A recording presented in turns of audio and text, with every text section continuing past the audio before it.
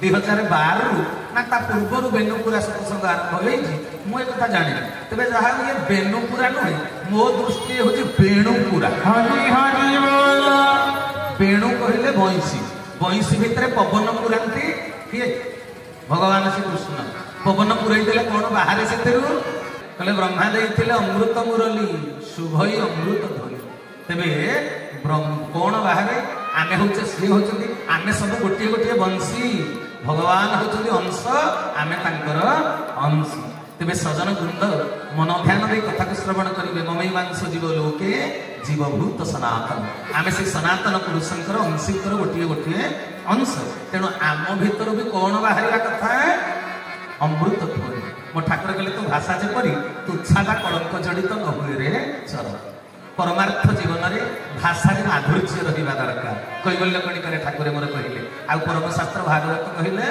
मधुर विनय वचन कही तो शिव प्राणी आम शरीर हूँ गोटे माटी घट आम सब जड़े जड़े गोटे गोटे कुंभ तेणु आज बेणुपुरा आम भी सब गोटे गोटे बेणु आमे भी आज कुंभ मेला करुचंती बेणुपुरा आम समस्त जीवकूल होचंती जड़े जड़े गोटे गोटे कुंभ तेबे सजन वृंद लोक माने एकाठी हेई गले केबे माया कटिब नाही पंच आज पढ़ुथिलो चरम पंचभूतर खोलपा पिंधि ए धरा पृष्ठ को जी आसीची से मायाग्रस्त निश्चित भाव हम मनीष भल आ मंद दीटा जाक सृष्टि रे रही कहूली कन्यर फल भी अच्छी अच्छी कौन आलु बैगन टमाटो भी अच्छी तांको सृष्टि रे भल भी रहिबे मंद भी रहिबे किंतु भल मंद दीटा जाक भितर कार दायित्व बेसी रहिला मंद को भल रे परिणत करिया पई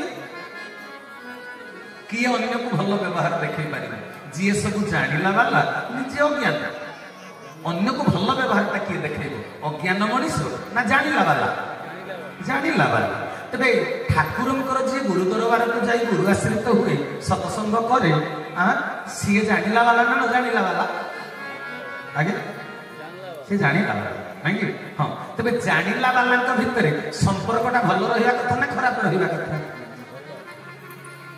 भल रहिया कथा सृष्टि रे दैवासुर संपद अछि एक कथा सत्य भल मंद पाप पुण्य उठाणी गड़ाणी रास्ता गला दिन राति आलोक अंधार एटा दी दिन गति सृष्टि रही सृष्टि शेष पर्यंत किंतु केते बेले धर्म संस्थापन हुए बोली कहा जाए सत्य जुग रे राक्षस माने थिले सेठी भी कली प्रवेश करिथिला भल मंद सब बेले दीटा जाक रही एथिरे किछि संदेह नाही किंतु भाई भौणी माने केते बेले कहा जाए धर्म ग्लानि जुगत जेते बेले पापर मात्रा अधिक पापी मानकर संख्या अधिक अन्याय अत्याचारी अधर्मी मानकर संख्या अधिक सेते बेले कहा जाए धर्म हो गला ग्लानि जुगत तबे धर्म प्रतिष्ठा केते बेले हुए जेते मात्राधिक लोक मानक भितरे धर्मीय भाव जागरण हो जाए सेते बेले कहा जाए धर्म संस्थापन हे गला किंतु सब बेले भल मंद उभय दीटा जाक था तेबे सजन वृंद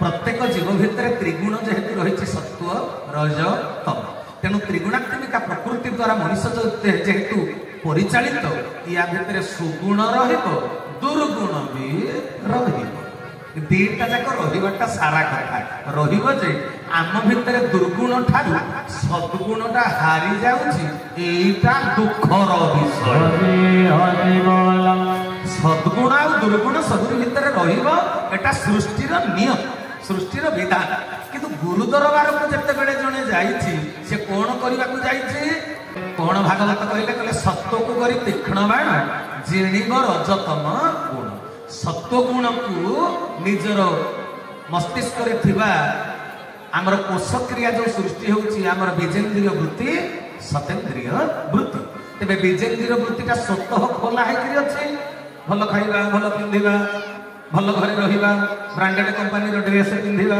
निजर ज्ञान गारिमा प्रदर्शन करिबा एटा स्वाभाविक चलन सृष्टि एटा जीव भितर मूलरू भगवान देइकरी पठेइचंती एटा स्वाभाविक क्रिया किंतु बीजेन्द्रिय वृत्तिर गृह को बंद करी ताला पकई साधना माध्यम सतेन्द्रिय वृत्तिर गृह को खोलवा ठाकुर श्री श्री श्री चरमनाथ निर्देश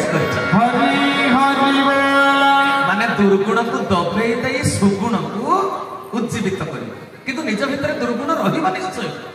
କାରଣ ମୋ ଠାକୁର କୈବଲ୍ୟ କଣିକାରେ କହିଲେ ଚରିତ୍ର ଗଠନ କରୁ କରୁ ଜୀବନ ଶେଷ ହେବା ପର୍ଯ୍ୟନ୍ତ ଚରିତ୍ରର ଅନେକ ଦିଗ ରହିଛି, କୌଣସି ଗୋଟେ ଦିଗ ସଂଶୋଧନ ହେଇ ନପାରି ରହିବି ଯା। ଯଦି ଜଣେ ମଣିଷ ଯଦି ନିର୍ଭୁଲ ହେଇଯିବ ସେ ତ ଭଗବାନ ହେଇଗଲା। ତେଣୁ ମଣିଷ ମାତ୍ରକେ ଭୁଲ। ଚରିତ୍ରର ଅନେକ ଦିଗ ରହିଛି, ଅନେକ ଦିଗକୁ ସଂଶୋଧନ କରୁ କରୁ ମୃତ୍ୟୁ ଆସିଗଲା ବେଳେ ବି ସମ୍ପୂର୍ଣ୍ଣ ନିର୍ଭୁଲ ଏ ମଣିଷ ହେଇପାରିବ ନାହିଁ। ତେଣୁ ଦୁର୍ଗୁଣ ବି ରହିବ, ସୁଗୁଣ ବି ରହିବ। କିନ୍ତୁ କଥା ହଉଛି ଦୁର୍ଗୁଣ ଆମର ହାରିଯିବା କଥା, ସୁଗୁଣ ଜିତିଯିବା କଥା।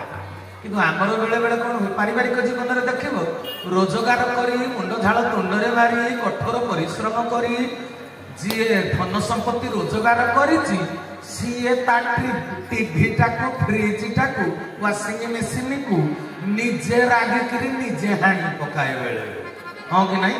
ନିଜ ରୋଜଗାରରେ ନିଜେ ଯୋଉଟା ରୋଜଗାର କରିଥାଏ, କିଣିଥାଏ ଯୋଉ ଆସବାବ ପତ୍ର, ଦେଖିବେ ଆପଣ ମାନେ ନିଜେ ଯୋଉ ମୋବାଇଲଟା କିଣିଛି 44,000 ଟଙ୍କା, ଲକ୍ଷେ ଟଙ୍କା ଆଇଫୋନ, ରାଗିକିରି ନିଜେ ସେଟାକୁ କଚାଡ଼ି ଦିଏ, ପଛରେ ହେଠୁ ଅନୁତାପ କରେ, ଆହା ମୋ ନିଜ ରୋଜଗାର ଜିନିଷଟାକୁ ଭାଙ୍ଗିଦେଲି ବୋଲି। ତେବେ ସଜନ ବୃନ୍ଦ ଏଠି କଣ ହେଲା? ଏ କଥା ଗୁଡାକ କିଏ କରୁଛନ୍ତି? ଖାଲି ଯେ ଆଧ୍ୟାତ୍ମବାଦରେ ଯିଏ ନାହାନ୍ତି ସେମାନେ କ୍ରୋଧରେ ପଞ୍ଚମ, ଏ କଥା ନୁହେଁ। ଆଧ୍ୟାତ୍ମବାଦ ଭିତରେ ଯୋଉମାନେ ଅଛନ୍ତି ସେମାନଙ୍କର କ୍ରୋଧ ବି ଅଗ୍ନି ଶର୍ମାରେ ବାପା। ତେବେ ସଜନ ବୃନ୍ଦ ମନ ଧ୍ୟାନ ଦେଇ କଥାକୁ ଶ୍ରବଣ କରିବେ, ଇଏ କ୍ରୋଧ ପାଖରେ ବୋଧ ହାରି ଯାଉଛି। ତେବେ ଗୁରୁ ଦରବାରକୁ ଆସିକରି କିଛି ଲାଭ ହେଇଛି? ଆମେ ତ ସାଧାରଣ ଜୀବନରେ କ୍ରୋଧୀ ହେଇକରି ଥିଲେ, ଆମେ ସାଧାରଣ ଜୀବନରେ ଦୁର୍ଗୁଣ ସବୁବେଳେ ଆମର ପ୍ରକାଶ ପାଉଥିଲା। କିନ୍ତୁ ଗୁରୁ ଦରବାରକୁ ଗଲେ କାହିଁକି? ଦୁର୍ଗୁଣକୁ ନିଜ ଭିତରୁ ହଟେଇବା ପାଇଁ, କ୍ରୋଧକୁ ନିଜ ଭିତରୁ ଦବେଇ ଦେଇ ବୋଧ ଶକ୍ତିକି ବଢେଇବା ପାଇଁ ଆମେ ଗୁରୁ ଦରବାରକୁ ଯାଇଛନ୍ତି। କିନ୍ତୁ ଗୁରୁ ଦରବାରକୁ ଗଲା ପରେ ଯଦି ଆମର କ୍ରୋଧ ନ ଦବିଲା, ବୋଧ ଶକ୍ତି ନ ବଢିଲା, ଏହାର ରହସ୍ୟ କଣ? ଏହାର ପ୍ରକୃତ ରହସ୍ୟଟି କଣ? ଆଉ ରହସ୍ୟ ତ ଅଛି, ଗୋପନ ରହସ୍ୟ। ତେବେ ଭାଇ ଭଉଣୀ ମାନେ କଥାଟା ହେଲା, ତମେ ଦେଖିବ ମନ୍ଦ ଗୁଣର ସଂଗଠନ ଯେଡ଼େ ସୁନ୍ଦର, ସଦ୍ଗୁଣର ସଂଗଠନ ସେଡ଼େ ସୁନ୍ଦର ନୁହେଁ। ଆପଣ ମାନେ ଦେଖିବେ ମନ୍ଦ ଗୁଣର ସଂଗଠନ, କାମ, କ୍ରୋଧ, ଲୋଭ, ମୋହ, ମଦ, ମାଶ୍ଚର୍ଯ୍ୟ, ୟାକୁ ଶାସ୍ତ୍ରରେ କଣ କୁହାଯାଇଛି? ରିପୁ। ରିପୁ ମାନେ କଣ? ରିପୁ ମାନେ ଶତ୍ରୁ। ଏମାନଙ୍କୁ ଶତ୍ରୁ ବୋଲି କୁହାଯାଇଛି। ଠାକୁର ଚରମନାଥଙ୍କ ଦୃଷ୍ଟିରେ ତ ଏମାନେ ଶତ୍ରୁ ସବୁବେଳେ ନୁହନ୍ତି। ସବୁବେଳେ ପଡ଼ିଶା ଲୋକଟା ତୁମର ଶତ୍ରୁତା କରିଛି, ତାକୁ ସବୁବେଳେ ଶତ୍ରୁ ଭାବରେ ଛାଡ଼ିଦେବ କି? ଆଉ ଶତ୍ରୁକୁ ପରା ମିତ୍ର ଭାବରେ ପରିଣତ କରିପାରିବ ତମ ଭିତରେ ଯଦି ବୋଧ ଜ୍ଞାନ ଥିବ। ଅନେକର ଆପଣଙ୍କର କାମନା ପୂର୍ଣ୍ଣ ହେଲା ନାହିଁ। କାମନା ପୂର୍ଣ୍ଣ ନହେଲେ କଣ ହୁଏ? ସାଙ୍ଗେ ସାଙ୍ଗେ କ୍ରୋଧ ସୃଷ୍ଟି ହୁଏ। ଆଚ୍ଛା, କ୍ରୋଧକୁ ଡାକିବାକୁ ପଡ଼ିଲା ନା କ୍ରୋଧ ଆପେ ଆପେ ଆସିଲା? କ୍ରୋଧ ଆପେ ଆପେ ଆସିଲା। ମତେ ଭଜନଟେ ଗାଇବାକୁ ଦେଲେନି, ଇରେ ବାବା, କିରେ ଯିଏ ଭଜନ ଗାଉ ସିଏ ତମ ଭାଇ, ହଁ କି ନାଇଁ? ଯିଏ ଭଜନ ଗାଇଲେ ସିଏ ମୋ ଭାଇ, ଯିଏ ଗୁରୁ ବନ୍ଦନା ପ୍ରାର୍ଥନା କରୁ ସିଏ ମୋ ଭାଇ। କିନ୍ତୁ ଭଲଟା ହବା ନିଶ୍ଚୟ ଦରକାର। ଏଡେ ବଡ ଠାକୁର ନା, ଏଡେ ବଡ ଠାକୁର ଯେତେବେଳେ ଯିଏ ଭଲ ଗାଉଛି ତାକୁ ଦିଅ, এইটা হচ্ছে ভাতৃত্ব ভাব। তেবে ভাতৃত্ব ভাব যদি আম ভিতরে নাই, অর্থাৎ আমার কামনা ভিতরে রয়েছে মু শ্রেষ্ঠ, মু বড়, মতে এইটা মিলিবা দরকার, এইটা আম ভিতরে রয়েছে। যেতবে কামনাটি পূর্ণ হয়ে ন পারুছি, দেখে আধ্যাত্মিক আশ্রয়ে কেমিতি বোধ দবিলা, ক্রোধ উঠিলা। তবে ভাই ভৌণী মানে মো কথা পরা রহিলা না। বহুত লোক বলছেন মো কথা পরা রহিলা না। তো কথা কোন কথা? ଈଶ୍ୱରଙ୍କ କଥା କଥା, ଗୁରୁଙ୍କ କଥା ହଉଛି କଥା। ତେବେ ସମସ୍ତେ ସେଇ ଜଣଙ୍କର ଅନୁଶାସନ ଭିତରେ ରହିବା ଦରକାର। ତମେ ତ ସେବକ, ତମେ କାହିଁ ଶାସନ କରିବାକୁ ଇଚ୍ଛା କରୁଛ କି? ତମେ ସେବକ କର। ଆମେ ସମସ୍ତେ ମିଳିମିଶିକି ସେବା କରିବା ପ୍ରଭୁଙ୍କର, ଯିଏ ଯୋଉ ଆସନରେ ବସିଥାଉ। ତେବେ ସଜନ ବୃନ୍ଦ କଥାଟା ତେବେ କଣ ହେଲା? ଆମ ଭିତରେ କାମନା ସୃଷ୍ଟି ହଉଛି ମୁଁ ବଡ, ମୁଁ ଶ୍ରେଷ୍ଠ, ଏଇ ପଦବୀର ଅଧିକାର ମୋର। 13 ସଂଖ୍ୟାରେ ଏଟା ଲେଖିଦେଇଛି। 13 ସଂଖ୍ୟା କଲ୍ୟାଣ ଦଳିତରେ ଠାକୁର ୟାର ସୁନ୍ଦର ଆଲୋଚନା କରିଛନ୍ତି। ସାଧାରଣ ଭାବ, ମାନସ ଭାବ, ଅତି ମାନସ ଭାବ, ସେଇ ସ୍ତରରେ କଥା ଗୁଡାକ ଠାକୁର କହିଛନ୍ତି। तेणु निज भितर जो कामना रोचे कामनाटी जो पूर्ण न हो कौन हो क्रोध सृष्टि हो। अच्छा कामना जब पूर्ण हो गला कौन हो देख जड़े जड़े तांको गोटे काम करने को दि जाइथिबो से देखई होगा आउ गुड़े काम हाथ मारिदे। मुझे उदाहरण देले पुणी धरा पड़ी कथाटा बोली कहूना क्षमा करेंगे। तेरे सजन वृंद तेरे कामना पूरण हो गले अधिक लोभ बढ़ी जाउछि। कामना पूर्ण नहेले क्रोध बढ़ी जाउछि। तेरे लोभ आ क्रोध को डाकिबा को पड़िला कि आपे आपे आपे आपे सृष्टि हो गला। तेणु देख मंद गुण गुड़िकर केड़े संगठन जनक पाखक आउ जनक न डाकिले भी पलि आसुची। न मिलिले क्रोध मिलिले बढ़िला लोभ। आ लोभ बढ़िक जो मेचे मिला तापरटा कौन काम क्रोध लोभ मोह मोहरे पड़गला रे धन मो घर मो धन मो स्त्री एगुड़ाक मोह बढ़ीगला आसक्ति बढ़ीगला। जो आसक्ति बढ़ीगला मेचे पुणी मिला मद मद कहले अभिमान भगत पाखे अभिमान शोभा पाइनी। मो ठाकुर कहले आध्यात्मिक जगत में प्रवेश करूँ कौन नहीं अभिमान करुचु तोड़ी दे जोर जबरदस्त छाड़ी आत्माभिमान देहाभिमान। तेणु सजन वृंद ये नकारात्मक जिनिस गुड़ी को त्याग करने ठाकुर मोर कही। ये मद है कौन मद जोड़ा दुकान रे मिले ताकू जी पीए तार कहले मद्यप जेने मद्य पी साधु असाधु न जान ता भीतर भल मंदर विचार रहे ना। कि आध्यात्मिक जगत में मधुआ किए जान कि कहले अभिमान सुरापान गौरव रौरव स्मृत प्रतिष्ठा सुकरी निष्ठा त्रयोतकत्वा हरिं भजेत। कहले जी भगवान भक्त हो तीनटा जाक जिनिस शोभा पाए ना कौन कौन एक अभिमान अभिमान सुरापान सी मद पीकरी मदुआ। ये आध्यात्मिक जगत में मद पीनी हेले मदुआ मद न पी मदुआ कहीं ना जहाँ भितर अभिमान बढ़ीगला मोटू कहीं बड़ नुहंती मु सबुठू अधिका जानी ये सबुठू बड़ है अभिमानी ये है मदुआ। तेरे अभिमान सुरापान कहले गौरव रौरव स्मृत जी गौरव चाहे सी रौरव नरक पड़े।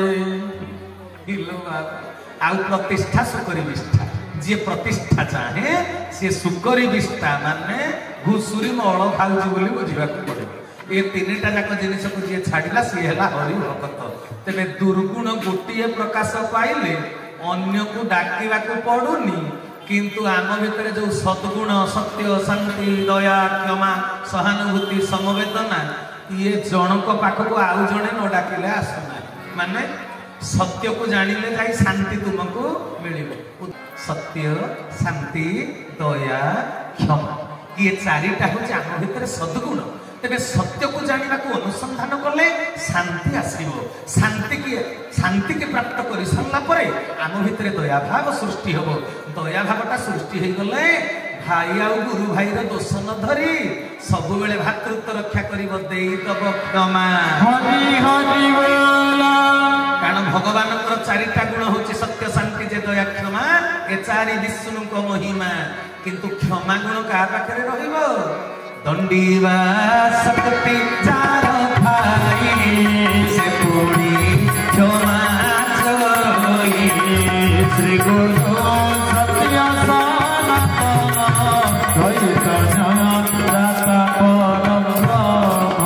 सत्य सचिदानंद भगवान दंडीवा शक्ति जार थाई से पुणी क्षमा।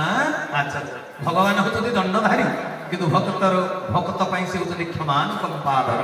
आज तो आउ जुगधर्मी आध्यात्मवाद कहीपर नहीं। मो ठाकुर प्रचार करने मात्र कहते तीनटा कथा आउ कि नुहे। ठाकुर केशव चंद्र तीनटा कथा प्रचार करने जगत में कहते से तीनटा कथा कौन। एक सी धरापृष्ठ को आसी मर्त्य आगमन वार्ता मालिकार प्रमाण रही सेटा है मर्त्य आगमन वार्ता। तापरे जुगधर्मी आध्यात्मवाद रावण कंस को जो मैंने दुष्ट कहते से माने प्रकृत में भूल करुचंती। रावण कंस दुष्ट नुहे वैकुंठर द्वार पाल से माने प्रभु सहित जुगलीला सहयोग करने आसी। तेणु जी भूल काम करुच्ची ए समाज में ताको रावण सहित तुलना कर कहते तो पुओटा के राक्षसटा रावण भाया कि कहते आपुणी दशहरा दिन कर रावण पौड़ी। तेणु आज आउ तो समय ना मो ठाकुर कहले जुगधर्मी आध्यात्मवाद प्रचार प्रसार कर। जुगधर्मी आध्यात्मवादटा कौन ଯୁଗଧର୍ମୀ କହିଲେ ସମୟ ଉପଯୋଗୀ, ବର୍ତ୍ତମାନ ସମୟ ପାଇଁ ଯୋଉ ଆଧ୍ୟାତ୍ମିକତାର ପ୍ରଚାର ଦରକାର, ଯାହାକୁ ଶୁଣିଲା ପରେ ବୈଜ୍ଞାନିକ ମନୋବୃତ୍ତିର ଲୋକମାନେ ବି ଆଧ୍ୟାତ୍ମିକତାକୁ ପ୍ରହସନ ବୋଲି କହିପାରିବେ ନାହିଁ। ସେଇଟା ହଉଛି ଯୁଗଧର୍ମୀ ଆଧ୍ୟାତ୍ମବାଦ। ଆଧ୍ୟାତ୍ମିକତାର କାହିଁକି ଆବଶ୍ୟକତା ଅଛି? ଆଉ ଗୋଟେ କହିଲେ ଯୁଗାନ୍ତକାଳୀନ ସାଧନ ସୂତ୍ର। ଯୁଗାନ୍ତକାଳୀନ ସାଧନ ସୂତ୍ର ନା ବର୍ତ୍ତମାନ କଳିର ଶେଷ ସନ୍ଧିକ୍ଷଣରେ କୋଉ ସାଧନ ସୂତ୍ରକୁ ଧରିଲେ ଜୀବର ଆତ୍ମଜ୍ଞାନ ଉଦୟ ହେଇପାରିବ। ଏଇ ତିନିଟା କଥାର ପ୍ରଚାର ପ୍ରସାର ପାଇଁ ଠାକୁର ମତେ କହିଛନ୍ତି। ମତେ କଣ ସମସ୍ତଙ୍କୁ କହିଛନ୍ତି। ଆଉ ଚରମ ଯିଏ ପଢିଲା ତାକୁ ନିର୍ଦ୍ଦେଶ ହେଲା। ତେବେ ମନ ଧ୍ୟାନ ଦେଇ କଥାକୁ ଶ୍ରବଣ କରିବେ। କିନ୍ତୁ ଆଜିର ଆଲୋଚନାଟା ତ ମତେ ଯାହା ପଚାରିଛନ୍ତି ମୁଁ ସେଇଟା କହୁଛି। ସେଇ ସବୁ ସେଇ ଚରମର ଅନ୍ତର୍ଭୁକ୍ତ କଥା, ଚରମ ବାହାରେ କିଛି ନାହିଁ। ତେବେ ସଜନ ବୃନ୍ଦ, ସଦ୍ଗୁଣ ଗୁଡିକର ସଂଗଠନ ନାହିଁ, ବଦଗୁଣ ମାନଙ୍କର ସଂଗଠନ ଅଛି। ଏଟା ତ ଆମେ ପିଣ୍ଡ ତତ୍ତ୍ୱ କଥା କହିଲେ, ବାହାରକୁ ଲକ୍ଷ୍ୟ କରନ୍ତୁ ସେଇଗୁଡାକ ଦେଖିବ। ଆଉ କଣ ଆମ ସଂଘ ପରିଷଦ, ଆମ ସତସଂଘ, ଶାଖା ସଂଗଠନ, କେନ୍ଦ୍ର ସଂଗଠନ, ଜିଲ୍ଲା ସଂଗଠନ, ଯେତେ ବି ଆଧ୍ୟାତ୍ମିକ ଅନୁଷ୍ଠାନ ଅଛି, ଦେଖିବ ଠିକ କହୁଥିବା ଲୋକ ପଛରେ କିଛି ଲୋକ ଥିବେ, ଭୁଲ କହୁଥିବା ଲୋକ ପଛରେ କିଛି ଲୋକ ବି ଥିବେ। ଉଭୟଙ୍କର ଗୋଷ୍ଠୀବାଦ। ତେଣୁ ଉଭୟ ସତ୍ୟ ସତ୍ୟ ଭିତରେ ସଂଗଠନ ହେବା କଥା। ସେ କହୁଛି ମୁଁ କହୁଛି ସତ୍ୟ, ସେ କହୁଛି ମୁଁ କହୁଛି ସତ୍ୟ। ଆଚ୍ଛା, ଉଭୟ ଯଦି ସତ୍ୟ କହୁଛନ୍ତି, ଉଭୟଙ୍କ ଭିତରେ ତ ଶାନ୍ତି ପ୍ରତିଷ୍ଠା ହେବା କଥା। ତେବେ ଉଭୟ ଯଦି ସତ୍ୟ କହୁଛନ୍ତି, ଉଭୟଙ୍କ ଭିତରେ ଭାତୃତ୍ୱ ବଦଳରେ ଶତ୍ରୁତା କାହିଁକି? ଏହାର କାରଣ କଣ? ନା ଇଏ ଯୋଉଟା ସତ୍ୟ କହୁଛନ୍ତି ତାହା ପ୍ରକୃତ ସତ୍ୟ ନୁହେଁ। ଇଏ ମିଛଟାକୁ ସତ ବୋଲି କହୁଛନ୍ତି। ତେଣୁ ସଂଗଠନ ଦୃଢ ହେଇପାରୁ ନାହିଁ, ଗୋଷ୍ଠୀବାଦ ଲାଗି ରହିଛି। ଭାରତୀୟ ସଂସ୍କୃତି, ଭାରତୀୟ ପରମ୍ପରାକୁ ବହୁତ ଲୋକ ଜାଣନ୍ତି। ଶାସ୍ତ୍ର ପୁରାଣରୁ କିଏ କୋଉ ଜ୍ଞାନ କଥା ନ ଜାଣିଛି କହିଲ? ବହୁତ ଲୋକ ବହୁତ କଥା ଜାଣିଛନ୍ତି। ଜାଣିଛନ୍ତି ବୋଲି ତ ଗପୁଛନ୍ତି। ଶାସ୍ତ୍ର ପୁରାଣ ପଢନ୍ତି, ଶାସ୍ତ୍ରର ବହୁତ କଥା ଜାଣନ୍ତି। ପାପ ପୁଣ୍ୟର ପ୍ରଭେଦ, ଭଲ ମନ୍ଦର ପାର୍ଥକ୍ୟ ଅନେକ ଲୋକ ତୁଣ୍ଡରେ ସବୁ କହୁଛନ୍ତି। ବୁଝିପାରିଲ? ମାନେ କଥାଟା କାହାର ମନ୍ଦ ନୁହେଁ, କିନ୍ତୁ କର୍ମରେ ସେଟା ଫୁଟି ଉଠୁ ନାହିଁ। ତେବେ କାହାର କୋଉ ଜିନିଷର ଅଭାବ ରହିଲା କହିଲ? ଆମେ ବେଳେ ବେଳେ କହୁନାହାନ୍ତି ଆମ ସଂଘ, ଆମ ଠାକୁର, ଆମ ସତସଂଘ, ଆମ ପରିଷଦ ସବୁ ଆମର ଆମର ବୋଲି କହୁନାହାନ୍ତି ନା? ହଁ, ଏଟା ତୁଣ୍ଡରେ ଅଛି। ସବୁ ଆମ ଠାକୁର ପର, ଆମ ଠାକୁରଙ୍କର ସତସଂଘ କେଡେ ବଢିଆ, ସବୁ କହୁଛନ୍ତି ଆମର। ଆମରଟା କେବଳରେ ବାପା ଖାଲି ତୁଣ୍ଡରେ ଅଛି, ଆମରଟା ମୁଣ୍ଡରେ। ଆମର ଯେତେବେଳେ ତୁଣ୍ଡରୁ ମୁଣ୍ଡକୁ ଚାଲି ଆସିବ, ତାକୁ କଣ କୁହାଯିବ ଜାଣିଛ? ସେ ବ୍ରହ୍ମଜ୍ଞାନ ନୁହେଁ, ସିଏ ତତ୍ତ୍ୱଜ୍ଞାନ ନୁହେଁ, ସିଏ ମାନେ ଦୁନିଆରେ ଅନେକ ବିଦ୍ୟା, ଅନେକ ପ୍ରକାର ଜ୍ଞାନ ସବୁ ରହିଛି। କଥାଟା ଯେତେବେଳେ ମୁଣ୍ଡକୁ ପଳେଇ ଆସିବ, ତାହା ହେଇଯିବ ବୋଧ ଜ୍ଞାନ। ଆମ ଭିତରେ ଯେତେବେଳେ ବୋଧ ଆସିଯିବ, ମୁଁ କାହିଁକି ଆସିଛି ଗୁରୁ ଦରବାରକୁ? ଆତ୍ମ କଲ୍ୟାଣ ପାଇଁ, ମୋର କଲ୍ୟାଣ। ମୋର କଲ୍ୟାଣ ହେଲା ପରେ କଣ କରିବି? ଜଗତର କଲ୍ୟାଣ। ଯଦି ଜଗତର କଲ୍ୟାଣ କରିବା ପାଇଁ ମୁଁ ଗୁରୁ ଦରବାରକୁ ଆସିଛି, ତେବେ ବାଦ ବିସମ୍ବାଦ ଆଉ କୋଉଠି ରହିଲା? ଅନ୍ୟର କୁଶାର୍ଚନା କରିବା, ଅନ୍ୟର ନିନ୍ଦା କରିବା, ଏ କଥାଟା ଆଉ ଆମ ଭିତରେ ରହିବ କାହିଁକି? ତେବେ ଏବେ ବୁଝିବାକୁ ପଡିବ, ବର୍ଷ ବର୍ଷ ଧରି ଗୁରୁ ପରମ୍ପରାର ଅନ୍ତର୍ଭୁକ୍ତ ହେଇଥିଲେ ବି ବାହାରେ ଗୋଟେ, ଭିତରେ ଗୋଟେ, ଯଦି ଦି ପ୍ରକାର, ଏପର୍ଯ୍ୟନ୍ତ ଆମ ଭିତରେ ଶୁଦ୍ଧ ଜ୍ଞାନ, ବୋଧ ଜ୍ଞାନ ଜାଗରଣ ହେଇପାରି ନାହିଁ। ଏଇଟା ହେଲା କଥା। ତେଣୁ ମଦୁଆ ମାନଙ୍କର ସଂଗଠନ ଦେଖ କେଡେ ସୁନ୍ଦର, ଗଞ୍ଜେଇ ଟାଣିବା ଲୋକଙ୍କର ସଂଗଠନ ଦେଖ କେଡେ ସୁନ୍ଦର, ଲଫଙ୍ଗା ଟୋକା ମାନେ କଲେଜ ବାରଣ୍ଡାରେ ଦେଖ ତାଙ୍କର କେଡେ ସୁନ୍ଦର ସଂଗଠନ, ଗାଁ ଚୌପାଡିରେ ଯିଏ ତାସ ଖେଳୁଛି ଘଣ୍ଟା ଘଣ୍ଟା ଏକାଠି ବସୁଛନ୍ତି, ତାଙ୍କର ଦେଖ କେଡେ ସୁନ୍ଦର ସଂଗଠନ। ଇଏ ବା ଦୁନିଆ ଗୋଟାକ ଯାକ ମନ୍ଦ ଲୋକଙ୍କର, ସାମାଜିକ ସାଧାରଣ ଲୋକଙ୍କର ସଂଗଠନ କେଡେ ସୁନ୍ଦର। ଚୌପାଡିରେ ଘଣ୍ଟା ଘଣ୍ଟା ଧରି ସେ ତାସ ଖେଳୁଛନ୍ତି, ହଁ କି ନାଇଁ କୁହନା? ଘଣ୍ଟା ଘଣ୍ଟା ଧରି ତାସ ଖେଳୁଛନ୍ତି। ପୁଣି ଟିକେ ମନମାଳି ନହେଲେ ବି ତା ପରଦିନ ଚୌପାଡିକି ସେ ତାକୁ ଡାକିଦେବେ, କିରେ କୋଉଠି ଅଛୁ କିରେ ସାଧୁ, କୋଉଠି ଅଛୁ କିରେ ରାଧୁ, ଆସ ଟାଇମ ହେଲା। ତାଙ୍କର ଟାଇମ ହେଲା ମାତ୍ର ସେ ଏକାଠି ହେଇଯାଉଛନ୍ତି। ରେ ବାବା, तेबे सजन वृंद मन ध्यान दे कथा को श्रवण करिए साधु मंडली ये पंडित पणिया जो मैंने देखौछन्ते से मानकर संगठन ना ताको फोन करी गोटे कथा पचारिबो सी 1000 मिछ करी एई जगह रे अछ कहले मु को जगह को आसी मते बा बिल्कुल समय नाही रे बाबा डाहा मिछ गुडी को कहिल तेणु पंडित भितर मन माड़ी किंतु तास खेलुवा लोक मानकर अच्छी संगठन ज्ञानी रो ज्ञान को सही पारु ना देखी सही पारु ना कौन पाई ना स्वार्थपरता मते केवल प्रतिष्ठा मिलू मते केवल मानपत्र मिलू मु जदि भल प्रवचन देली भल कथा कहली एटा मोर बहादुरी नुहे यह विश्व भातृत्व दिव्यात्मा परिषदर गौरव ये भावनाटा आम भितर अच्छी तो कहतु मुझे भल कथा दीपद कहूँ यह अच्युत गुप्त ब्रह्म संघ विश्व भातृत्व दिव्यात्मा परिषदर गौरव मोर निजस्व किसी परिचय ना मो प्रभु परिचय मु परिचित मोर संघ परिषदर परिचय मु परिचित ये भावना जिते बेले मो भितर आसीबो सेते बेले मो भितर विश्व भातृत्वर जागरण होइछि बोली बुझिबाको पड़े तेणु भाई भौणी माने जदि मो निजस्व मानपत्र रे मु निजको स्वतंत्र बोली मने करिबी तेबे हबो तेबे आज काहेकि धार्मिक लोक मानकर संगठन नाही कहि परिबे धार्मिक लोक मानकर संगठन नाही व्यक्तिगत स्वार्थपरता दृष्टिरू व्यक्तिगत स्वार्थपरता दृष्टिरू आज धार्मिक मानक भितर संगठन ना तेबे समस्त चित्कार करी कहउचंती आमे सनातनी आमे सनातनी आमे सनातनी तेबे सनातन धर्म की शिक्षा दिए भ्रातृत्व ना शत्रुता व्यक्तिगत स्वार्थ साधन ना समूह स्वार्थ साधन गौतम बुद्ध कहले संघं शरणं गच्छा आमे संघीय जीवन धारा शिक्षा करिचंती ठाकुर श्री श्री श्री गुरु स्वामी केशव चंद्रन कथा आमको ठाकुर की शिक्षा देचंती संघीय जीवन धारा ते भाई भौणी माने मन ध्यान दे कथा को श्रवण करिवे आमे गुरुंकर प्राथमिक उपदेश को ग्रहण करी ना प्राथमिक प्रथम उपदेश तेबे से प्रथम उपदेशटा कोन ताकू कर्मधारा कहा जाए ताकू कहा जाए धर्मधारा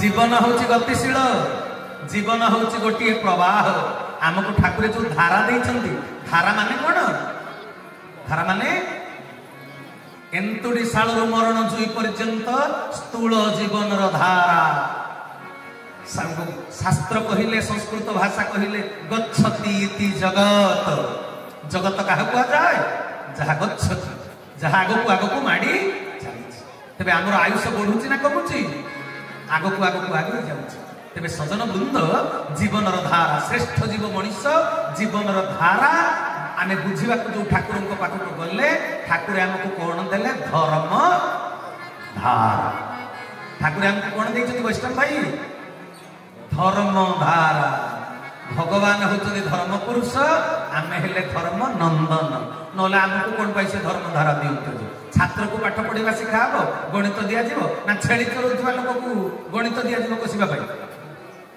हैं जे छात्र ना छात्र को दिया जीवन तबे हमको ठाकुर कोन पई धर्म धारा देले ना आमे धर्म संस्थापन करिबा पई संकल्पबद्ध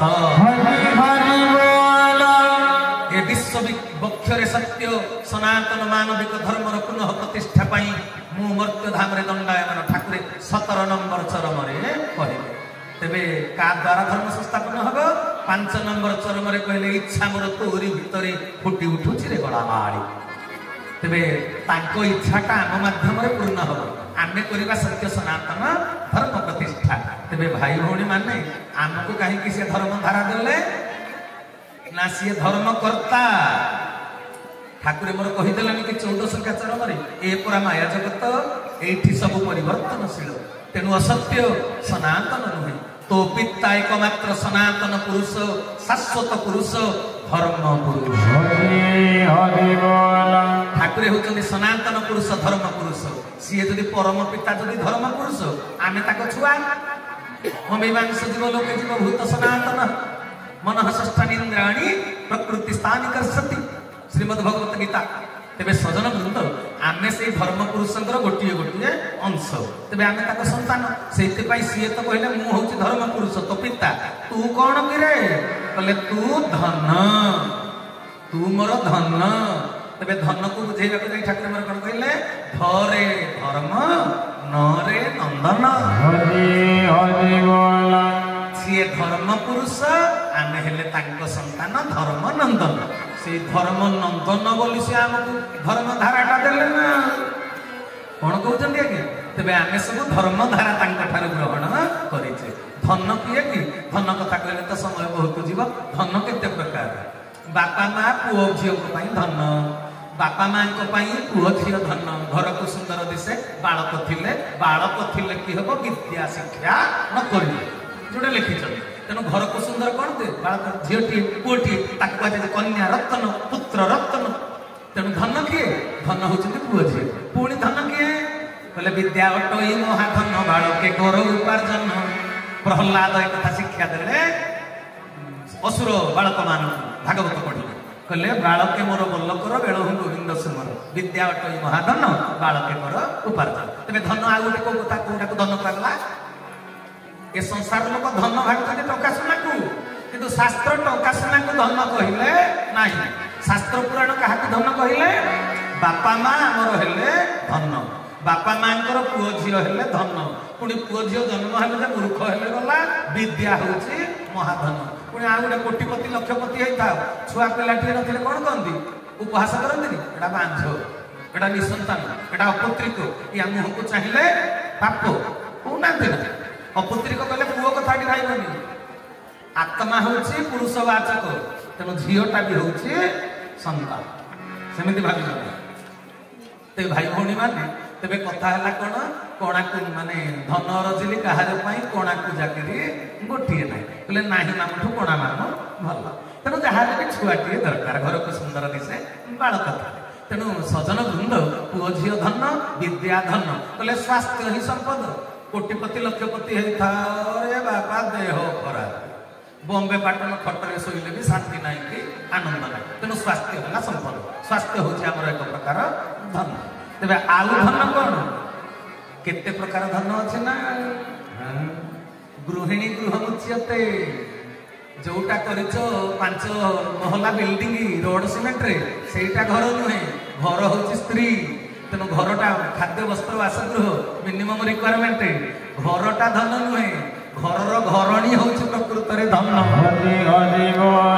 ताकू से कहुए नारी रतन नारी हूँ रतन हो मुझे सियाड़े जीवन धन तो अनेक प्रकार तेरे भाई भौणी मैंने तेरे आम धरापृष्ठ को आसीचे मोर मूल कथाटा कौन कि भगवान परम पिता आम धन एटा अभिराम परमश कही तेणु सजन वृंद कहले तुझे अटू मोर धन तेणु अटे धनवान हे प्रभु तू मोर धन बोले मुझे धनी सुदामा ब्राह्मणर धन होती भगवान श्रीकृष्ण आमर धन हेले चरमनाथ गुरुस्वामी सी जदि पाखे अच्छा किसी दरकार ना मन ध्यान दे कथा को श्रवण करेंगे तेरे आमर सी हेले धन तांकर आमे हेले धन से कहले तू धरे धर्म नरे नंदन आमे तांकर धर्म नंदन तेरे सी आमको देइचंती कौन धर्म धारा तेरे धर्म धारार प्रकृत उद्देश्य जदि पूर्ण न हो पारिला सी आमको कौन निर्देश करा प्रथम बुझा दरकार ना आउ अच्छा एंतुड़ी शालू मरण छुई पर्यंत जीवनर धारा जीवनर प्रवाह किंतु गोटे दिन कथा चिंता करूँ 24 घंटा गोटे दिन जे 24 घंटा गोटे दिन माने आम गोटे दिन प्रवाह धारा कौन शଯ୍ୟା त्याग ठारू शଯ୍ୟା ग्रहण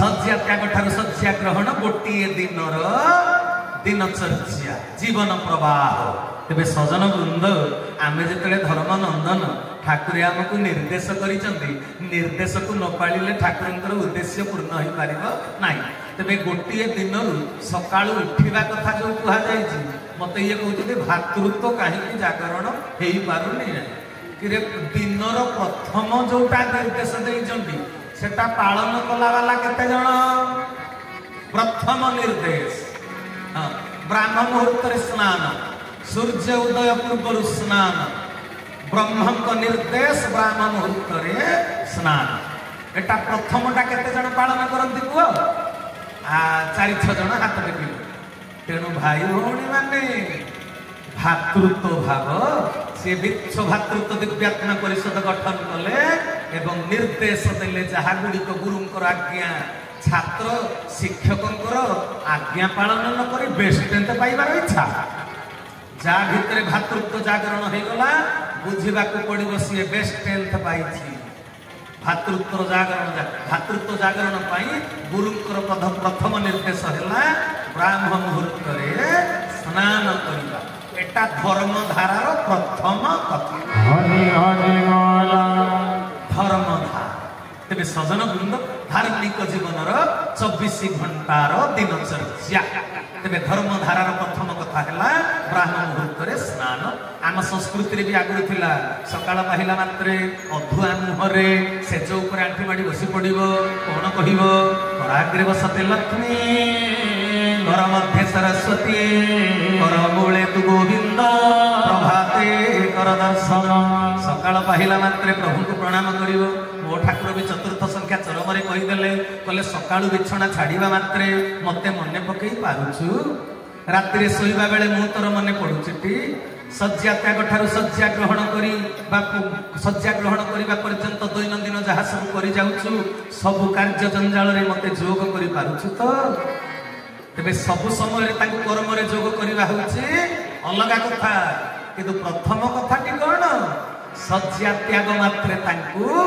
मने पकेइबा तेबे काहेकि तांकु मने पकेइबा मु तांकर सृष्टि तांकर प्रश्वास रे ग्रहण करुथिबा पवन तांकर शोष मेटाइबाकु पानी पिउथिबा पानी तांकर धान मुग बिरि हरड़ बीज तांकर आकाशर छात तळे रहिछि आकाश तांकर चालुथिबा माटी तांकर जो ड्रेस पिंधिच कपा तैयारी करिसथि प्रथम बीज सबु तांकर तेणु सबु जदि तांकर सृष्टि जीवनटे आरंभ कल आज नूतन कि राति पाहिला निद भांगिला दिनचर्या आरंभ करुच तांको सृष्टि जीवन धारण करिवो तेबे सृष्टिकर्ता को प्रथम मन पकईबनी कि सकाळ पाहिला मात्रे ठाकुर से कहले सज्जा छाड़िबा मात्रे मु तोर मन पड़ुछि मु किंतु अलग भाव मन पकाए मेरे प्यार की उम्र हो इतनी सनम तेरे नाम से शुरू तेरे नाम पे खत्म मोर प्राण प्रियतम पुरुषोत्तम ठाकुर को हम तुम्हें इतना प्यार करेंगे 20 साल बाद गीत शुणी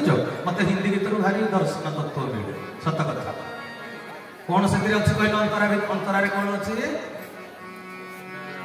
कहले नाम ते याद तेरे हम करके सोए नाम तुम्हारा लेके हम जागे कहले तुम ना नहीं करी मु सोउछि तुम ना नहीं करी मु निदरु उठई हरिवाला तेन सजन वृंद मन ध्यान दे कथा को श्रवण करिवे एहा हेउछि मो ठाकुर कहले एहा ही प्रकृत कर्म योग सकाळु तो कर्म योग आरंभ हैनी आ तापर जते जहा कले कोथि हबो मो ठाकुर कहले से जो छाड़िबा मात्रे मु तोर मने पडुछि टी बाबू बुझि पारछ आ दीटा जाक गोटे कथा जे कौन कियो संग्राम भाई पराग्रे बसते लक्ष्मी लक्ष्मी की डाक बंचा धन देवे सरस्वती की डाक विद्या मो ठाकुर कहले बढ़िया बंचा दीटा कथा जी खाली बंची तार विकास ना कि प्रगति ना उन्नति ना जे मनीष नुहे पशुठू भिन्न मो ठाकुर भी बाणी देइचंती बंचिबा बढ़िबा बंचिबा बढ़िबा धनरे बुझी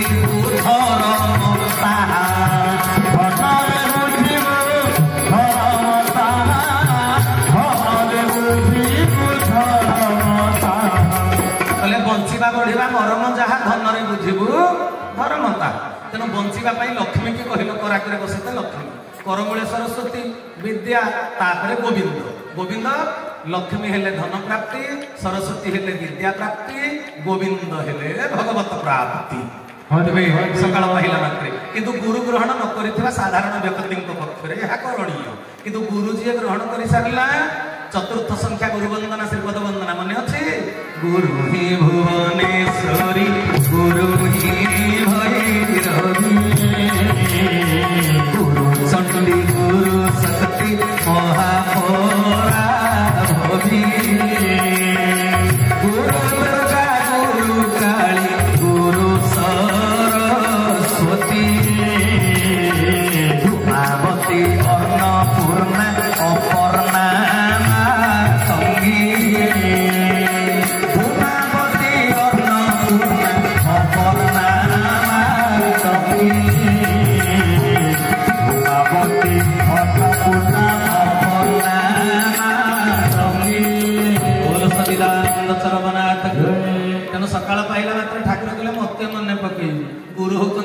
ସରସ୍ୱତୀ, ଗୁରୁ ହେଲେ ଲକ୍ଷ୍ମୀ, ଗୁରୁ ହେଲେ ସବୁ। ତେଣୁ ସଜନ ବୃନ୍ଦ ଆହୁରି କେତେ କଥା ଅଛି। ଗୁରୁ ବ୍ରହ୍ମା, ଗୁରୁ ବିଷ୍ଣୁ, ଗୁରୁଦେବ ମହେଶ୍ୱର। ଏଟା କୋଉଠି ଲେଖା ହେଇଛି? ବ୍ୟାସଦେବଙ୍କ ରଚିତ ସ୍କନ୍ଦ ପୁରାଣ ଉତ୍ତରଖଣ୍ଡ ଗୁରୁ ମହିମା ଶ୍ରୀ ଗୁରୁ ଗୀତା ଯାହାକୁ କୁହାଯାଏ। ତେବେ ସଜନ ବୃନ୍ଦ ମନ ଧ୍ୟାନ ଦେଇ ତାକୁ ଶ୍ରବଣ କରିବେ। ତେବେ ସକାଳ ପାହିଲା ମାତ୍ରେ ତାଙ୍କୁ କାହିଁକି ସ୍ମରଣ କରିବ? ପ୍ରଥମ କରି ତାଙ୍କୁ କାହିଁକି ମନେ ପକେଇବ? ହାତକୁ ଯୋଡ଼ିଦେବ। ମୋ ଠାକୁର ହାତ ଯୋଡ଼ିବା ଶିଖେଇଛନ୍ତି। ରେଖାକୁ ରେଖା କେମିତି ମିଳେଇ, ସେ ରେଖାକୁ ରେଖା ମିଳେଇକି ସକାଳ ପାହିଲା ମାତ୍ରେ ଗୁରୁଙ୍କୁ ମନେ ପକେଇ ପ୍ରଣାମ ଟିକେ କରିବ। କାହିଁକି ତାଙ୍କୁ ମନେ ପକେଇବ? ନା ପ୍ରଭୁ ଦିନଟି ଆରମ୍ଭ ହଉଛି ଆଜି, ଆପଣଙ୍କ ପାଦ ତଳେ ସମର୍ପଣ କଲି। ତେବେ କଣ ଆଜି ଦିନଟି ଶୁଭରେ କଟିବ ନା ଅଶୁଭରେ କଟିବ? ଦୟା କରିନ ବନ୍ଧୁ ସୁଖେ ଯାଉ ଆଜ ଦିନ, ଦୟା କରିନ ବନ୍ଧୁ ସୁଖେ ଯାଉ ଆଜ ଦିନ, ଦୟା କରିନ ବନ୍ଧୁ କର ଯୋଡ଼ି କରୁଅଛି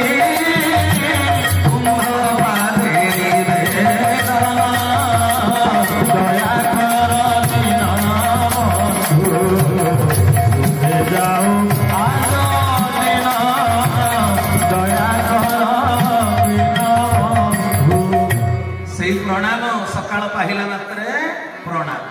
ସେ ତ ଛାଡୁ ଛାଡୁ ପ୍ରଣାମ। ପୁଣି ଆଉ କହିବା ପାଇଁ ତ ସମୟ ନାହିଁ। ସେଇ ପ୍ରଣାମରେ ରଖିଦେଲେ କଳି ଯୁଗରେ ଅଷ୍ଟାଙ୍ଗ ଯୋଗ ସିଦ୍ଧିର ସମସ୍ତ ବ୍ୟବସ୍ଥା। ମୋ ଠାକୁର ପ୍ରଣାମରେ ରଖିଦେଲେ ସକଳ ସିଦ୍ଧି, ସକଳ ବ୍ୟବସ୍ଥା। ପ୍ରଣାମ। ହାତ ଯୋଡ଼ି ଜାଣିବ କେମିତି? ଆଉ ମୁଁ କହିପାରୁନି ତେଲ ଲଗେଇବ କେମିତି? ଆଉ ନିଦ ଛାଡ଼ିଲା ମାତ୍ରେ ତେଲ ଲଗେଇବ ନା? ତେଲ କେମିତି ଲଗେଇବ ଏଟା ଠାକୁର ଦେଖିଦେଇଛନ୍ତି। ଧର୍ମଧାରା ପରା। ଧର୍ମଧାରା କଣ କି? 24 ଘଣ୍ଟା ଯାକର ଦିନଚର୍ଯ୍ୟା। କେମିତି ତେଲ ଲଗେଇବ, କେମିତି ସ୍ନାନ କରିବ, ସ୍ନାନ କରିସାରିଲେ ତିଳକ ଲଗେଇବ। ମଥା କେବେ ତିଳକ ଶୂନ୍ୟ କରିବ ନାହିଁ। ଆଜ୍ଞା ଚକ୍ରରେ ଯଦି ତିଳକ ନାହିଁ, ଜୀବନର ପ୍ରତ୍ୟେକଟି ମୁହୂର୍ତ୍ତରେ ଅମୃତ କ୍ରିୟା କରିବା ପାଇଁ ଆଜ୍ଞା ମିଳିବ ନାହିଁ। ସ୍ନାନଂ ଦାନଂ ତପଂ ହୋମଂ ଦେବତା ପିତୃକର୍ମଶ୍ଚ ତତ୍ ସର୍ବ ନିଷ୍ଫଳଂ ଜାନ୍ତି ଲଲାଟେ ତିଳକଂ ବିନା। ଲଲାଟରେ ଯଦି ତିଳକ ନ ଲଗେଇଛ, ସ୍ନାନ ବୃଥା, ଦାନ ବୃଥା, ସତସଙ୍ଗ ବୃଥା, ସବୁ ପିତୃକର୍ମ ପିଣ୍ଡଦାନ ବୃଥା, ହୋମ କାର୍ଯ୍ୟ ବୃଥା, ସବୁ ବୃଥା। ଯଦି ମଥାରେ ତିଳକ ନାହିଁ, ମୋ ଠାକୁର ସେଇଥିପାଇଁ କହିଲେ ମଥା କେବେ ତିଳକ ଶୂନ୍ୟ କରିବୁ ନାହିଁ। ଏଇଟା ଧର୍ମ ଧାରା। ଏ ଭାଇ ଭଉଣୀ ମାନେ ମନ ଧ୍ୟାନ ଦେଇ ଶୁଣିବେ। ସକାଳୁ ସକାଳୁ ପ୍ରଣାମ କରୁଥିଲେ ଭଗବାନ ରାମଚନ୍ଦ୍ର ମା ବାପାଙ୍କୁ। କହିଲେ ପ୍ରାତଃ କାଳ ଉଠିକେ ରଘୁନାଥ ମାତୁ ପିତୁ ଗୁରୁ ମା ବହି ମାତା।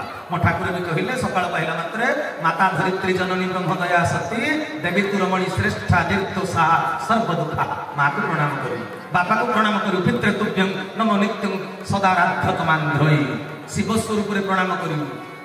ଏଗୁଡ଼ିକ ସିନା ପାଳନ କଲେ ଭାତୃତ୍ୱ ପ୍ରତିଷ୍ଠା। ନିଜ ଭିତରେ ଭାତୃଭାବ ଜାଗରଣ ପାଇଁ ପ୍ରଥମ କାର୍ଯ୍ୟ ପୁରା କରା ହଉନାହିଁ। ସକାଳଟି ପାଇଲା, ଦିନଟି ଆରମ୍ଭ ହେଲା। ଦିନ ଆରମ୍ଭ ହେଲା ମାତ୍ରେ ଗୁରୁ ଯୋଉ ନିର୍ଦ୍ଦେଶ ଦେଇଛନ୍ତି, ସେ ନିର୍ଦ୍ଦେଶ ତ ପାଳନ ନାହିଁ। ମୁଁ ଯଦି ଆଉ ଆଲୋଚନା କରିବି ତା ପରେ ପରେ ସବୁ କଣ ଅଛି, ତେବେ ମନେ ହବ ମୁଁ 22 ପାହାଚର କିଲୋମିଟର ଦୂରରେ। କୋଉ ଦିନ 22 ପାହାଚ ଚଢିବି? ଚରମ ଭିତରେ ସବୁ ଅଛି, ଜାଣିଛ ନା ଜାଣିନ? ପଶିଯାଉନ ସିଂହଦ୍ୱାର, ଅରୁଣ ସ୍ତମ୍ଭ, ଗରୁଡ଼ ଖମ୍ବ, ରତନ ବେଦୀ। ଏ ଚରମ ଭିତରେ କାହିଁକି ଏଗୁଡାକ ସବୁ ଲେଖା ହେଇଛି କି? ଚରମରେ ଥିବା ଆଜ୍ଞାକୁ ଗୋଟି ଗୋଟି ପାଳନ କଲେ ରତ୍ନ ବେଦୀ ପାଖରେ ପହଞ୍ଚିବ ଗର୍ଭଗୃହରେ। ସେତେବେଳେ ଯାଇ ପରମ ପୁରୁଷ କେଶବଙ୍କୁ ଉପଲବ୍ଧି କରିବ। ଆମେ ଏତେ ପ୍ରକାର ଆଡମ୍ବରପୂର୍ଣ୍ଣ ସତସଙ୍ଗ କରୁଛନ୍ତି। ଏବେ ବ୍ରହ୍ମ ଏକାକ୍ଷର ଶାନ୍ତି ମହୋତ୍ସବ ହେଇଗଲା ରଞ୍ଜାଗଡ଼ ଢେଙ୍କାନାଳରେ। ପ୍ରଭୁ 2002 ମସିହାରେ କହିଥିଲେ ବୋଲି। ତେବେ ଯଜ୍ଞଟି ସିନା ହେଇଗଲା, ବଡ ଆଡମ୍ବରପୂର୍ଣ୍ଣ। ଏ ଟେଣ୍ଟ ବାଲା କି 13 ଲକ୍ଷ ଟଙ୍କା ନେଲେ, ଜାଣିଛ କି ନାହିଁ? ତେଣୁ ଆଜି ବେନପୁରାରେ ସତସଙ୍ଗ, ଗଲା କାଲି ହେଇଥିଲା ଡେରାବିଶିରେ ସତସଙ୍ଗ। ଏମିତି କେତେ ସତସଙ୍ଗ ଆମେ ଆଟେଣ୍ଡ କରୁଛେ। ଟେଣ୍ଟ ଲାଇଟ୍ ମାଇକ୍ ସବୁ ଖାଲି ଛକଚକିଆ। ଇଏ ହଉଛି ଗୁରୁଙ୍କର ପ୍ରଚାର। ଏଟା କଣ? ଗୁରୁଙ୍କର ପ୍ରଚାର। ପ୍ରଚାର ଦ୍ୱାରା କେବେ ଧର୍ମ ସଂସ୍ଥାପନ ହେଇପାରିବ ନାହିଁ। ପ୍ରଚାର ଦ୍ୱାରା ଲୋକ ସଂଗ୍ରହ। ପ୍ରଚାର ଦ୍ୱାରା କଣ କରାଯାଏ? भक्तଙ୍କୁ ଏକାଠି କରାଯାଏ, ଲୋକ ସଂଗ୍ରହ କରାଯାଏ। ତେବେ ପ୍ରଚାର ଦ୍ୱାରା କେବଳ ହେଇପାରିବନି ଧର୍ମ ସଂସ୍ଥାପନ। ଗୁରୁଙ୍କର ପ୍ରଚାର ସଙ୍ଗେ ଦରକାର ଗ୍ରହଣ କରିବା ଗୁରୁଙ୍କର ବିଚାର। ଦୁନିଆ ଗୋଟାକ ଯାକ ଲୋକ ଗୁରୁଙ୍କର ପ୍ରଚାର କରୁଛନ୍ତି, କିନ୍ତୁ ଗୁରୁ ଦେଇଥିବା ବିଚାରକୁ ଗ୍ରହଣ କରୁ ନାହିଁ। ତେବେ ପ୍ରଚାର ଦ୍ୱାରା ଧର୍ମ ସଂସ୍ଥାପନ ହବ ନା ବିଚାରକୁ ଗ୍ରହଣ କଲେ ଧର୍ମ ସଂସ୍ଥାପନ ହବ? ମୋ ଠାକୁର କହିଲେ ତୁ ଯଦି ବୁଝି ବିଚାରି ସବୁ କର୍ମ କରିପାରିବୁ ତାଠାରୁ ଆଉ କେତେ କଥା ଲେଖା ହେଇଛି। ମୋର ତ ସମୟ ହେଇଗଲାଣି ଭାଇ ଭଉଣୀ ମାନେ। ତେବେ ପ୍ରଥମ କଥାଟି କଣ ହେଲା? ପ୍ରଣାମ। ଆଙ୍ଗୁଠି ଯୋଡ଼ିବା ପ୍ରଥମେ ଶିଖ, ହାତ ଯୋଡ଼ି ଜାଣିଲେ ପ୍ରଣାମ ଯାଇ ହବ। ତେବେ ସେ ଆମ ସାଷ୍ଟାଙ୍ଗ ପ୍ରଣାମର ପ୍ରଥମ ସୂତ୍ର ହେଲା ହାତକୁ ଯୋଡ଼ିବା। ହାତ ଗୋଡ଼ ଯୋଡ଼ି ହୋଇବୁ ବା ବିନୟ ବିନୟୀ ଭାଙ୍ଗିବୁ ଗ୍ରୀବା। ମୁଣ୍ଡ ନଇଁଦବା ଅର୍ଥ ନିଜକୁ ନମନୀୟ କରିଦେବା, ଛୋଟ ମନେ କରିବା, ଅନ୍ୟକୁ ପ୍ରଣାମ ଜଣାଅ। ମୋ ଠାକୁର 22 ସଂଖ୍ୟା ଚରମର କୈବଲ୍ୟ କଣିକାରେ କହିଦେଲେ ନମସ୍କାର ଏକ ଯଜ୍ଞ। ତେବେ ନମସ୍କାର ଯଜ୍ଞକୁ ପାଳନ କରନ୍ତୁ। କାହିଁକି? ଆମ ଅଭିବାଦନର ନାମ ହଉଛି ଗୁରୁସ୍ୱାମୀ। ଆଉ କେବେ ସମୟ ହେଲେ ତାର ଆଲୋଚନା କରିବା। କିଏ କହୁଛି ଜୟ ଶ୍ରୀରାମ, କିଏ କହୁଛନ୍ତି ଜୟ ଜଗନ୍ନାଥ, କିଏ କହୁଛନ୍ତି ଜୟ ଗୁରୁ। ଆମର କୁହାଯାଉଛି କଣ? ଗୁରୁସ୍ୱାମୀ। ତେବେ ସଜନ ବୃନ୍ଦ, ମୁହଁରେ ଗୁରୁସ୍ୱାମୀ, ଅନ୍ତରେ ଥିବା ଦରକାର ପୁଣି ଅନ୍ତର୍ଯାନ। ବାହାର ଭିତର ଦିଟା ଯାକ ସମାନ ହେଲେ ଭାତୃତ୍ୱ ରକ୍ଷା ହେଲା। ତେବେ ବାହାର ଆଉ ଭିତର ଦିଟା ଯାକ ସମାନ କରିବା ପାଇଁ ହେଲେ ଭାତୃଭାବ ଜାଗରଣ ପାଇଁ କଣ ଦରକାର? କର୍ମଯୋଗର ଅଭ୍ୟାସ। ବୁଝିପାରିଲେ? ଗୁରୁ ଦେଇଛନ୍ତି କର୍ମଯୋଗ। ଭଗବାନ ଶ୍ରୀକୃଷ୍ଣ ଶ୍ରୀମଦ୍ ଭଗବତ ଗୀତା ସାଂଖ୍ୟ ଯୋଗ 2ୟ ଅଧ୍ୟାୟ 50 ନମ୍ବର ଶ୍ଲୋକରେ କହିଲେ ଯୋଗ କର୍ମସୁ କୌଶଳମ୍। ସମସ୍ତେ କର୍ମ କରୁଛନ୍ତି, କୌଶଳ ପୂର୍ବକ କର୍ମ କରୁ ନାହିଁ। ଆଉ ସେଇଥିପାଇଁ ଶାନ୍ତି ବଦଳରେ ଅଶାନ୍ତି, ସମନ୍ୱୟ ବଦଳରେ ବିଚ୍ଛିନ୍ନତା, ମଣ୍ଡନ ବଦଳରେ ଖଣ୍ଡନ। ୟାର କାରଣ କଣ ବୁଝିପାରିଲେ ନା? କର୍ମ କରିବାର କୌଶଳ। କୌଶଳଟା କୋଉଠୁ ମିଳିବ? ଆମେ ତ ସତସଙ୍ଗ କଲେ, କିନ୍ତୁ କୌଶଳ ପୂର୍ବକ ସତସଙ୍ଗ କଲେ ଭାତୃତ୍ୱ ପ୍ରତିଷ୍ଠା ହବ। ତେବେ ସେ କର୍ମର କୌଶଳ କୋଉଥିରୁ ମିଳିବ? ଯୋଗ। କାହା ସହିତ ଯୋଗ ହବ? ସକାଳେ ସକାଳେ ପ୍ରଭୁଙ୍କ ସହିତ। ତେବେ ଆଜିର ଆଲୋଚନା ଏତିକିରେ ଥାଉ। ତିଳକ ଟିକେ ଲଗଉଥିବେ ସବୁବେଳେ।